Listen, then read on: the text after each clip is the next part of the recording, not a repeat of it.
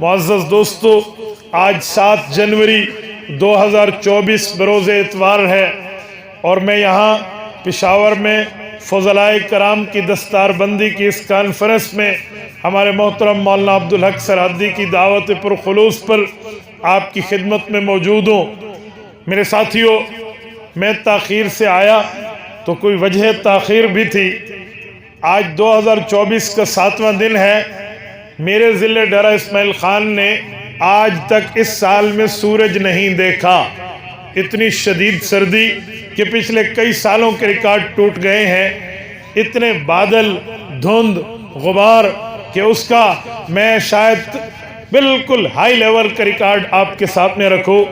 صبح ہماری موٹر وے سی pack M14 بھی بند تھی، مجھے جی ٹی روڈ پہ سفر کرنا پڑا۔ ہم نے دھند میں سفر کیا۔ رب کریم جزائے خیر عطا فرمائے ہمارے اس ہواباز ساتھی کو جو ہمیں آپ کی خدمت میں پہنچانے کا سبب بنے ہیں۔ کم از کم کوئی میرے خیال میں کوئی 4.5 گھنٹے کے اندر رب کریم نے ہمیں پشاور میں پہنچا دیا ہے۔ میرے دوستو، اللہ تعالیٰ آپ کے اور میرے رب ہیں، تو رب کریم تک پہنچنے کے لیے اللہ نے امت کو انبیاء کرام کا سلسلہ دیا ہے۔ انبیاء کرام دنیا میں آتے ہیں، آ کر اپنے رب کا امت کو تعارف کراتے ہیں۔ ہمارے نبی پاک حضرت محمد الرسول اللہ صلی اللہ علیہ وآلہ وسلم خاتم النبیین بن کے تشریف لائے۔ حضور پاک کے بعد نیا نبی نہیں آنا، حضور پاک علیہ السلام آخری نبی بن کے تشریف لائے ہیں۔ تو آقا نامدار نے بھی ہمیں اپنے اللہ کا تعارف کرایا۔ یاد رکھیں، ایک آپ اور ہم ہیں، ایک ہمارا رب ہے۔ ہم دنیا میں رہ کے جتنا بھی چاہیں کہ اپنے رب کو دیکھیں، ہماری یہ آنکھیں ظاہر میں اللہ کو نہیں دیکھ سکتی۔ ہم جتنا بھی چاہیں کہ ہمارے کان ڈائریکٹ اللہ کی بات سنیں، تو دنیا میں رہ کے ڈائریکٹ ہمارے کان اللہ کی بات نہیں سن سکتے، کیونکہ اللہ کے قرآن کا اعلان ہے لا تدرکہ الابصار وہو یدرک الابصار وہو اللطیف الخبیر۔ آنکھیں اس کا ادراک نہیں کر سکتی، وہ آنکھوں کا ادراک کرے گا، کیونکہ وہ تو آنکھوں کا خالق ہے۔ تو ہم اللہ کو دیکھ بھی نہیں سکتے، اللہ کو سن بھی نہیں سکتے، پھر وہ اس درمیان میں واسطہ چاہیے، برج چاہیے، پل چاہیے، ذریعہ چاہیے، جس کے ذریعے ہم تک اللہ کی بات پہنچے، جس کے ذریعے ہم اللہ کی بات کی لکھی ہوئی دیکھیں بھی، اللہ کی بات کو اپنے کان سے سنیں بھی۔ وہ اللہ تعالیٰ نے انبیاء کا سلسلہ بھیجا ہے۔ سورت نمبر 4 سورت نساء آیت نمبر 64 رب کریم فرماتے ہیں وَمَا أَرْسَلْنَا مِن رَسُولٍ إِلَّا لِيُطَاعَ بِإِذْنِ اللَّهِ۔ فرمایا رسول کے بھیجنے کی ڈیوٹی یہ ہے وہ امت کو جا کر بتائے کہ میں اللہ کا اذن لے کر آیا، اللہ کا حکم لے کر آیا، اللہ کی پرمیشن لے کر آیا، اللہ کی اجازت لے کر آیا اور آپ تک رب کی بات پہنچانے آیا ہوں۔ ہمارے نبی نے اپنے اللہ کو دیکھا بھی ہے، ہمارے نبی نے اللہ کی بات سنی بھی ہے۔ تو نبی درمیان میں واسطہ ہے، نبی اللہ سے سنتے ہیں، امت کو سناتے ہیں، نبی اللہ کو دیکھتے ہیں، امت کو بتلاتے ہیں۔ ہم نے نبی کو سننا بھی ہے، ہم نے ہماری امت کے اول طبقے نبی کو دیکھا بھی ہے۔ تو نبی درمیان میں واسطہ ہے، نبی بذریعہ پل، بذریعہ برج ہم تک اللہ کی بات پہنچاتا ہے۔ اس سے ایک بات سامنے آئی کہ اگر آج مخلوق خالق تک پہنچے گی، مملوک مالک تک پہنچیں گے، مرزوق رزاق تک پہنچیں گے، تو واسطہ محمد الرسول اللہ ہے۔ ہم اسی واسطے پہ چل کے اپنے خالق و بالق تک پہنچ سکتے ہیں۔ یہ جب ہم پیغمبر علیہ السلام کے راستے کو اختیار کر کے اللہ تک پہنچتے ہیں، میرے ساتھیوں یاد رکھنا نبی پاک صلی اللہ علیہ وآلہ وسلم کے صحابہ کرام شاگرد تھے۔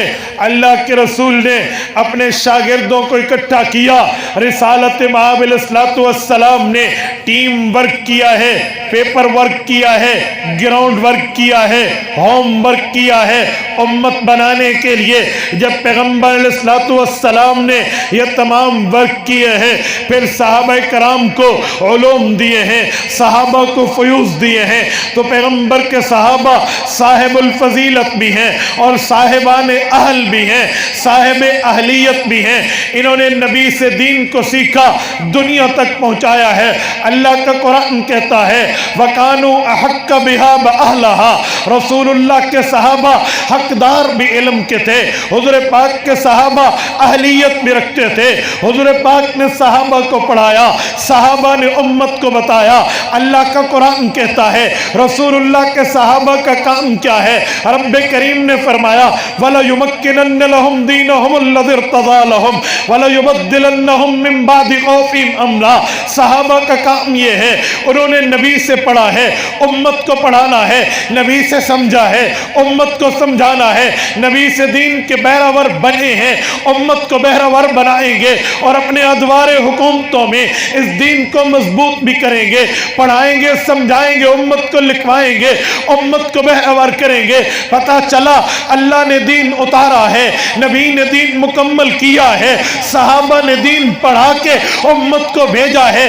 اب جب دین اتر بھی آیا، دین مکمل بھی ہوا، دین پڑھ بھی لیا گیا، اب ضرورت تھی مکمل دین لکھنے کی، ضرورت تھی مکمل دین کی تحریر کی، ضرورت تھی مکمل دین کی رائٹنگ کی کہ دین مکمل کیا جائے۔ تو تنزیل اللہ نے کی، تکمیل محمد الرسول اللہ نے کی، اور تمکین مضبوطی حضور کے صحابہ نے کی۔ تو پھر تدوین کی باری آئی۔ امام جلال الدین السیوطی رحمہ اللہ تمیز الصحیفہ میں لکھتے ہیں اول من دون علم الشریعہ ورتبہ ابوابا فهو ابو حنیفہ قد بشرہ النبی صلی اللہ علیہ وسلم۔ حضور پاک نے خوشخبری دی تھی لوگوں جو شخص آئے گا علم سریہ سے اتار کے تم تک پہنچائے گا، حضرت امام سیوطی فرماتے ہیں اسی نے دین لکھوایا ہے اور اس کا نام امام اعظم ابو حنیفہ۔ آج فضلاء کی کانفرنس میں آپ اور ہم بیٹھے ہیں تو جو ان کے سینے میں علم آیا ہے، ان کے تقوی اور طہارت و فضل آیا ہے، ان میں پڑھنے پڑھانے کی اہلیت آئی ہے، ان میں سمجھنے سمجھانے کا فیض آیا ہے، انہیں بتلانے اور بتانے کا ترتیب کا معاملہ پہنچا ہے، وہ اتارا اللہ نے ہے، مکمل رسول اللہ نے کیا ہے، مضبوط صحابہ نے کیا ہے، لکھوایا ابو حنیفہ نے۔ تو جب ہمارے پاس دین اس ترتیب پر فضلاء کے ذریعے، علماء کے ذریعے، اتقیاء کے ذریعے، اصفیاء کے ذریعے، اولیاء کے ذریعے ترتیب دین ہم تک پہنچی ہے تو انشاءاللہ تعالی آج ہم عہد کرتے ہیں، یہ عزم رکھتے ہیں، یہ ارادہ رکھتے ہیں کہ جو دین ہم تک پہنچا ہے، جو شریعت ہم تک پہنچی ہے، جو مذہب ہم تک پہنچا ہے، جو دین اللہ کے نبی کے صحابہ تابعین تبع تابعین اتباع تابعین کے ذریعے ہم تک آیا، ہم انشاءاللہ اپنی جان بھی لگائیں گے، مال بھی لگائیں گے، اولاد بھی لگائیں گے، اوقات بھی لگائیں گے، اموال بھی لگائیں گے، صلاحیت بھی لگائیں گے اور اس دین کو انشاءاللہ اگلی نسلوں تک پہنچائیں گے۔ میرے دوستو، چراغ سے چراغ جلتا ہے، ایک فیض سے دوسرے کو فیض ملتا ہے۔ آج یہ فضلاء بیٹھے ہیں، انہوں نے جو پڑھا ہے، جن کے سر پہ دستار فضیلت سجی ہے، جنہوں نے 8 سال مدرسے کو دیے ہیں، یہ وہ خوش قسمت لوگ ہیں جن کے سینے کو اللہ نے اپنے قرآن کے لیے منتخب کیا، جن کے سینے کو نبی کے فرمان کے لیے منتخب کیا، اور جن کے سینے کو رب کے دین کے لیے انتخاب کیا گیا ہے۔ لوگوں، میرے پاک پیغمبر نے دین پڑھنے پڑھانے والے کو یوں دعا دی ہے، رسول اللہ فرماتے ہیں نظر اللہ ممران سمع مقالتی فحفظها ووعاها واداها کما سمع۔ فرمایا اللہ میرے اس امتی کے چہرے کو تر و تازہ رکھنا، میرے اس امتی کی زندگی کو خوشگوار و خوش نصیب و خوش بخت رکھنا۔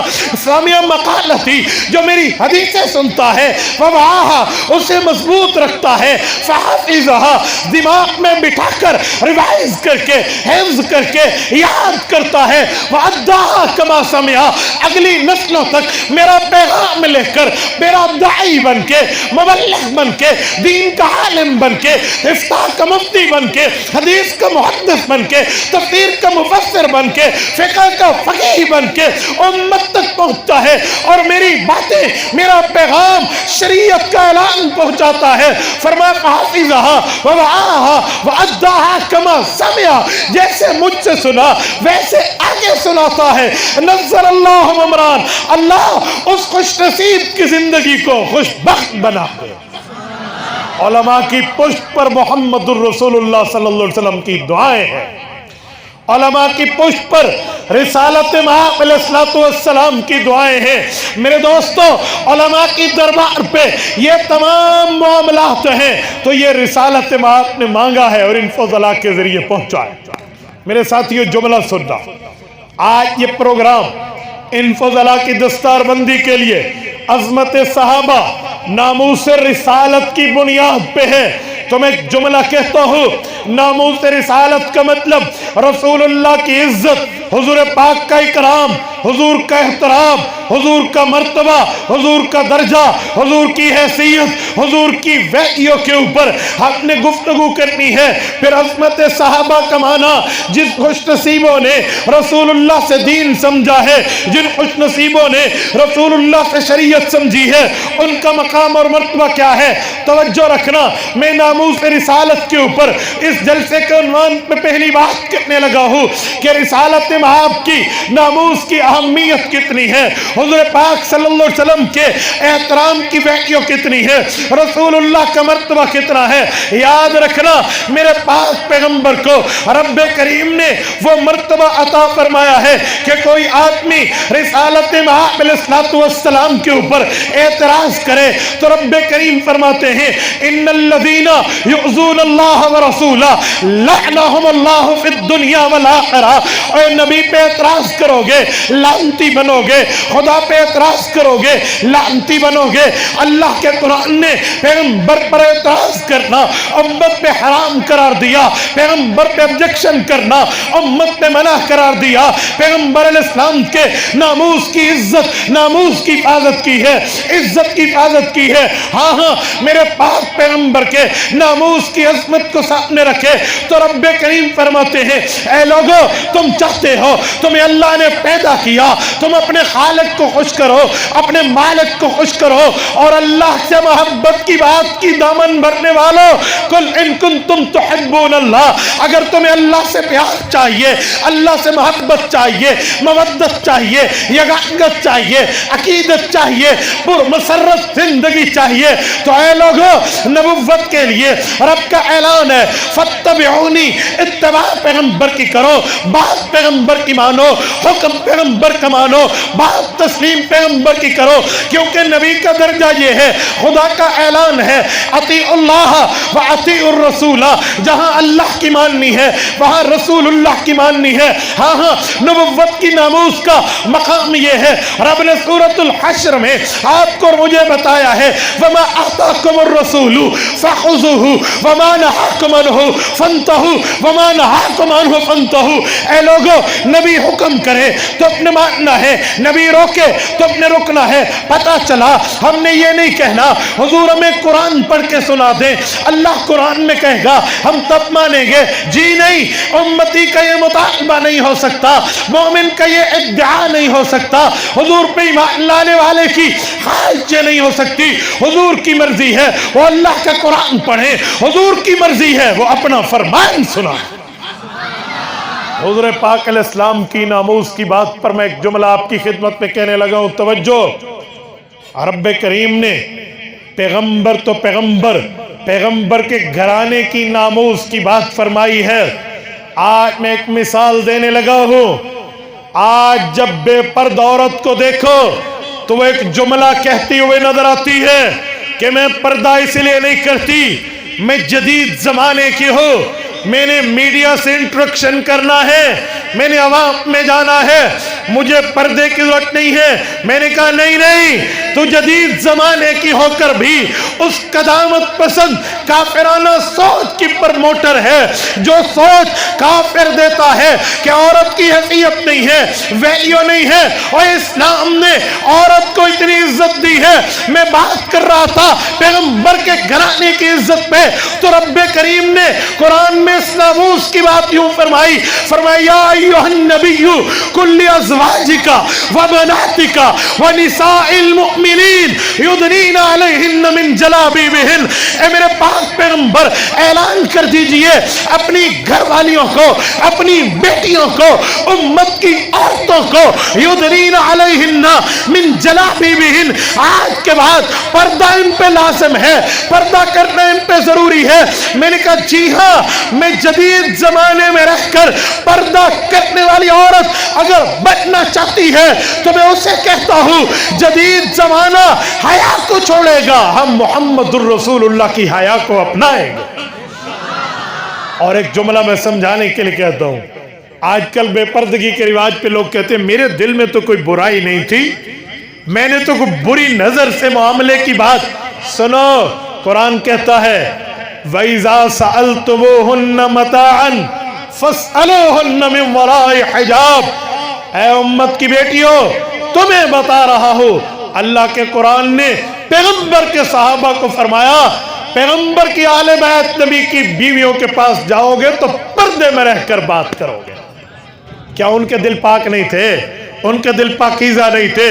तो मेरी बात का मतलब, नबी की बेटी की नामूस की बात भी अल्लाह कुरान में करता है, नबी की बीवी की नामूस की बात भी अल्लाह कुरान में करता है। और अल्लाह ने नबी के घराने की वो नामूस बताई है। 22वें पारे के पहले सफ़े पे रब ने फरमाया या निसाअन नबिय्यी लस्तुन्न कअहदिम मिनन निसा इन इत्तक़ैतुन्न फला तख़दअन बिल क़ौल फयत्मअल्लज़ी फी क़ल्बिही मरज़ वक़ुल्न क़ौलन मअरूफ़ा। रब्बे करीम ने पैगंबर के घराने की बात की, नबी की निजी जिंदगी की बात की, नबी की बीवियों की बात की और इनको मकाम दिया, मर्तबा दिया। पेशावन के रोशन ज़मीरों तवज्जो रखना, रब फरमाते हैं लस्तुन्न कअहदिम मिनन निसा, इस धरती पे कोई औरत नहीं है जो आपके रुतबे को पहुंचे, इस धरती पे कोई औरत नहीं है जो आपके मर्तबे को पहुंचे, इस धरती पे कोई खातून नहीं है जो आपके मर्तबे को पहुंचे। हाँ हाँ, लफ्ज़ आज से अल्लाह ने खास मकाम इस्तेमाल किए हैं। जब अल्लाह ने अपनी तौहीद की बात की, वहदानियत की बात की, यकताई की बात की, अकीदे की बात की, तो रब ने फरमाया कुल हुवल्लाहु अहद। अल्लाह ने अपनी बात भी लफ्ज़ अहद से की है। अल्लाह ताला ने नबुव्वत के मामले में अबू बकर की बात की कि अबू बकर माल लगाता है तो किसी के दिखलावे के लिए नहीं, वहां भी फरमाया वमा, अल्लाह ने फरमाया वमा लिअहदिन इंदहु मिन निअमतिन तुजज़ा। उधर भी लफ्ज़ अहद से नफी की है। जब बात आई पैगंबर के घराने की नामूस की तो रब ने फरमाया लस्तुन्न कअहद, तुम्हारी जैसी भी कायनात में औरतें नहीं है। और जिसकी बेटियां मुकद्दस, जिसकी बीवियां मुकद्दस, जिसका खानदान मुकद्दस, जिसकी निजी जिंदगी मुकद्दस, उस नबी की नामूस कितनी मुकद्दस होगी। और मेरे साथियों, रसूलुल्लाह के नामूस पर एक जुमला कहता हूं, याद रखना, रिसालत में आपके ऊपर कोई एतराज करेगा तो वह एतराज हुजूर पे नहीं पहुंचता, शायद बात में हुजूर की बात आए, पहले एतराज अल्लाह की जात पे आएगा। आप कहेंगे कैसे? सूरत नजम में रब का ऐलान है वमा यंतिकु अनिल हवा इन हुवा इल्ला वह्यु यूहा। नबी बोलते हैं, रब के हुक्म से बोलते हैं, अल्लाह चाहता है तो नबी बोलते हैं वरना नहीं बोलते। वो एतराज करेगा नबी के बोल पे, वो एतराज करेगा नबी की बात पे, वो एतराज करेगा नबी की गुफ्तगू पे, वो एतराज करेगा नबी पाक के फरमान पे। तो फरमान तो अल्लाह के हुक्म से है, तो फिर एतराज तुमने नबी पे नहीं किया, खुदा पे किया। एतराज तुमने पैगंबर पे नहीं किया, खुदा पे किया। एतराज तुमने रसूल पे नहीं किया, खुदा पे किया। और जो खुदा पे एतराज करता है तभी तो हम बात करते हैं कि खुदा भी मानकर एतराज करते हो, तो एतराज कैसा है? इसीलिए पैगंबर के नामूस की, नामूस रिसालत की हिफाजत की जरूरत है कि नामूस रिसालत की हिफाजत होगी तो नामूस खुदा की हिफाजत होगी। और इस जलसे के उन्वान का दूसरा हिस्सा अजमत सहाबा है। मैं एक जुमला समझाने लगा हूं। रसूलुल्लाह के सहाबा कौन है? हुज़ूर पाक के सहाबा का मर्तबा और मकाम حضور پاک کے صحابہ کا درجہ اور حیثیت، پیغمبر کے صحابہ کی ویلیو اور مرتبے اور رتبے کیا ہے، یاد رکھنا میرے دوستو۔ پیغمبر کے صحابہ کا مرتبہ ایسے ہے، اسے ہم قرآن میں دیکھیں تو رب فرماتے ہیں پیغمبر علیہ السلام کو سراجم و حاج فرمایا کہ پیغمبر چمکتے سورج ہیں، اور سورج وہ ہوتا ہے جب وہ طلوع ہوتا ہے اس کی روشنی سب سے اونچی عمارتوں پہ پڑتی ہے، سب سے اونچے درخت کی ٹہنیوں پہ پڑتی ہے، سب سے بلند و بلند جگہ پہ پڑتی ہے۔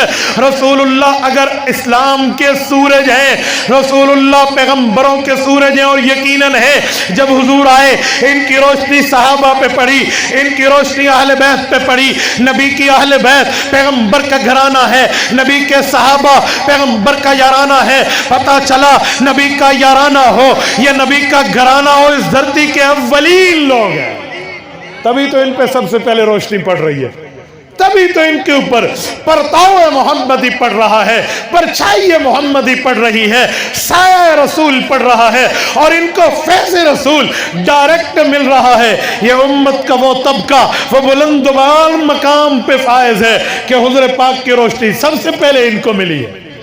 اور پیغمبر کے صحابہ کا مقام اور مرتبہ اتنا ہے کہ رب کریم قرآن میں نے آپ کے اور میرے لیے آئیڈیل بنا کے پیش کرتے ہیں۔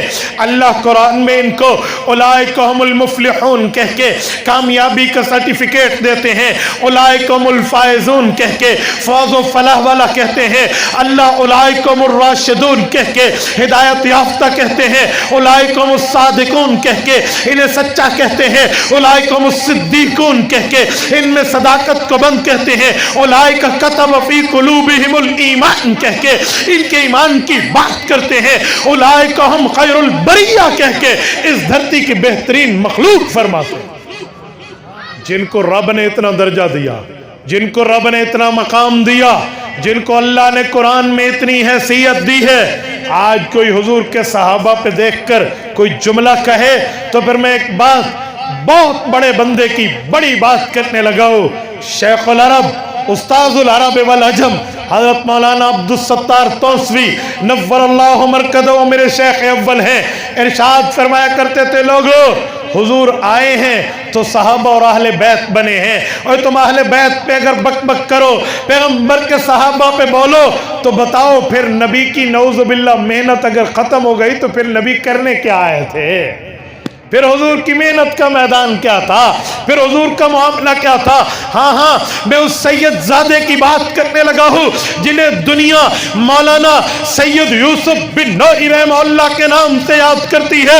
حضرت بن نوری فرماتے تھے اے لوگو، پیغمبر علیہ السلام کو صحابہ نے اپنی آنکھوں سے دیکھا تھا، پیغمبر کے فرمان کو صحابہ نے اپنے کانوں سے سنا تھا، حضور کے ہاتھ میں صحابہ نے اپنے ہاتھ دیے تھے، حضور کے ساتھ جنگوں میں صحابہ اپنے پاؤں پہ چل کے گئے تھے، حضور کی آواز پہ صحابہ نے مال کے ڈھیر لگانے پہ لبیک کی صدائیں کی تھی۔ اے لوگو، اگر تم اتنے ظالم بن جاؤ، خون تمہارا سفید ہو جائے، تم آنکھیں چار کر کے آنکھیں چور بن جاؤ اور حضور سے صحابہ کو ہٹا دو، بتاؤ وہ آنکھیں کہاں سے لاؤ گے جنہوں نے مدنی کا دیدار کیا تھا، اور وہ کان کہاں سے لاؤ گے جنہوں نے حضور کی بات سنی تھی، اور وہ ہاتھ کہاں پہ لاؤ گے جنہوں نے حضور کے ہاتھ میں ہاتھ دے کر بیعت کی تھی، اور وہ پاؤں کہاں سے لاؤ گے جو پاؤں پہ چل کے حضور کے ساتھ بدر سے لے کر تبوک تک ایک ایک غزوے میں، ایک ایک سریے میں نبی کے دین کی سربلندی کے لیے پہنچے تھے۔ ہاں وہ شخصیتیں کہاں سے لاؤ گے جنہوں نے نبی کی آواز پہ اپنے اموال بھی دیے، اوقات بھی دیے، اپنی اولاد بھی پیش کی، اور حضور کے صحابہ کا انکار کر دیا جائے تو دنیا کو اسلام کس منہ سے پیش کیا جائے گا؟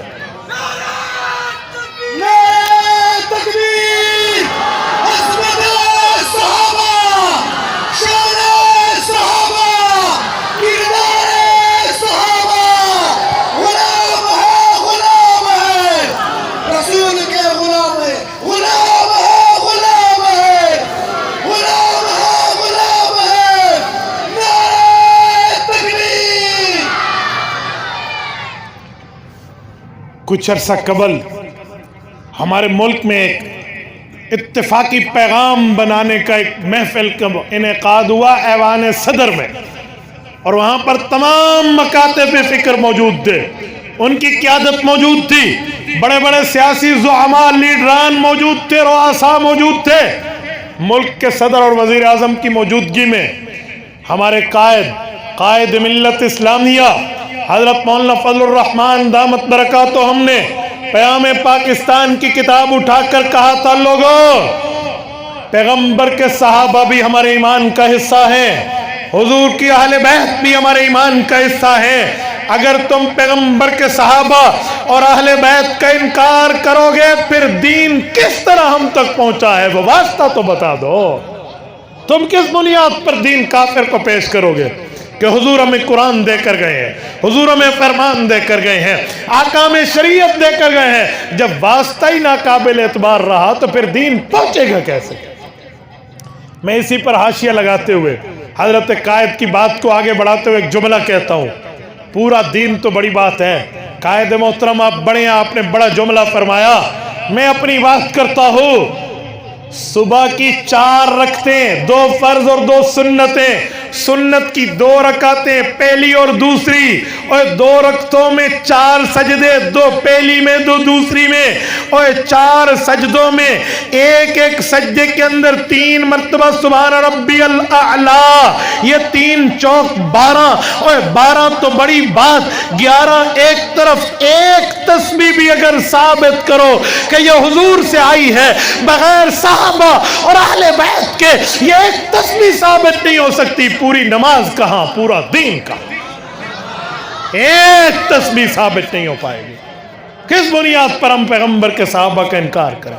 کس بنیاد پر انکار کیا جائے؟ جی نہیں، ان بنیادوں پہ انکار نہیں کیا جا سکتا۔ اس بنیاد پہ ہم کہتے ہیں اے لوگو، اسلام ماں اطاعت خلفاء راشدین، ایمان ماں محبت آل محمد، ہم خلافت راشدہ کو بھی مانتے ہیں، نبی کی آل بیت کو بھی مانتے ہیں، حضور کے گھرانے کو بھی مانتے ہیں، حضور کے یارانے کو بھی مانتے ہیں۔ تو میرے دوستو، یہ فضلاء بیٹھے ہیں اسی دین کو لے کر، اسی مذہب کو لے کر، اسی قرآن کو لے کر، اسی شریعت کو لے کر جو اللہ نے نبی کو، نبی نے صحابہ کو، صحابہ نے امام ابو حنیفہ کو، اور اس کے واسطے سے ہم تک پہنچا ہے۔ آج ہمیں چاہیے ہم اپنی اولادوں کو عالم بھی بنائیں، اپنی اولادوں کو حافظ بھی بنائیں، اپنی اولادوں کو قاری بھی بنائیں، تاکہ ہمیں پتہ چلے اللہ قرآن میں، نبی فرمان میں ہمیں کیا پیغام دے کر گئے۔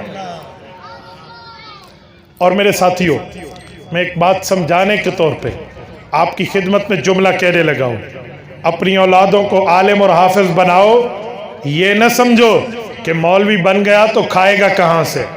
لوگ کہتے ہیں مولوی بن گیا کہاں سے کھائے گا؟ میں نے کہا جتنا کھائے گا عزت سے کھائے گا، جتنا ہی کھائے گا عزت سے کھائے گا۔ اور سنو، ان کی عزتیں اتنی ہیں، انہوں نے وہ علوم پڑھے ہیں کہ کوئی اپنے گھر میں برکت کروانا چاہے، رحمت اللہ کی بلانا چاہے تو بڑی معذرت سے کہتا ہوں، وہ یہ نہیں کہتا پرنسپل صاحب کو بلا لو، وہ یہ نہیں کہتا جج صاحب کو بلا لیں، وکیل صاحب کو بلا لیں، کسی ڈاکٹر صاحب کو، کسی انجینئر کو بلا لیں، جی نہیں، وہ کہتے ہیں جی حافظ کو بلا لیں، عالم کو بلا لیں۔ تو دنیا تو یوں انہیں سلام کرے گی، دنیا میں بھی عزتیں ہوں گی، آخرت میں بھی عزتیں ہوں گی۔ اور میرے ساتھیوں، جتنے میرے یہ جملہ علماء کرام موجود ہیں، ان کی بھائی عبدالحق کے واسطے سے مجھ تک درخواست آئی ہے اجازت حدیث کی، میں حدیث پاک ان کی خدمت میں پیش کرنے لگا ہوں تاکہ رسالت باب علیہ الصلوۃ والسلام کی حدیث کی اجازت میں انہیں دوں، لیکن 2-3 شرائط کے ساتھ بات کرتا ہوں۔ سب سے پہلے اس دھرتی پر علماء احناف، علماء دیوبند کو میں اہل حق سمجھتا ہوں 100%، ان کے عقائد کو بھی، ان کے مسائل کو بھی، ان کے فضائل کو بھی، ان کے دلائل کو بھی آپ انہی کے ساتھ کاربند رہیں گے، میری اجازت حدیث آپ کے ساتھ رہے گی۔ اس کے علاوہ میں کوئی باقیوں پہ کفر کے فتوے نہیں لگا رہا، لیکن میں اپنی بات کر رہا ہوں، جنہیں میں حق سمجھتا ہوں، حق کی بات کرتا ہوں، انہی عقائد و نظریات پہ آپ کو میری طرف سے اجازت حدیث ہے، مجھے میرے شیخ حضرت مولانا شریف اللہ مولویانوی رحمۃ اللہ تعالیٰ علیہ سے اجازت حدیث ہے، جن کو 16 واسطے سے رسالت مآب علیہ الصلوۃ والسلام کی حدیث امام بخاری تک جاتی ہے۔ اس دھرتی پہ سب سے پرانی اور سب سے مختصر اور سب سے عالی سندات ہیں تو ہمارے شیخ مولانا شریف اللہ رحمہ اللہ رحیم یار خان جامعہ شمس العلوم تفسیریہ والے، ان کی بھی ہے۔ ان کے لیے کہا جاتا ہے وہ الشیخ الفاضل الاجل من ینتہی الیہ علو الاسناد فی ھذا الزمان، اس زبان میں جن تک علو اسناد جاتی ہے وہ ثلاثیات الامام الہمام البخاری کی اجازت ہے، وہ اجازت اس دھرتی کی سلسلۃ الزہب مانی جاتی ہے، وہ اجازت میں آپ کی خدمت میں رکھتا ہوں۔ اللہ تعالیٰ آپ کو بھی اس کی برکت عطا فرمائے، اللہ ہم سب کو برکت عطا فرمائے۔ اقول قولی ھذا واستغفر اللہ وآخر دعوانا ان الحمد للہ رب العالمین۔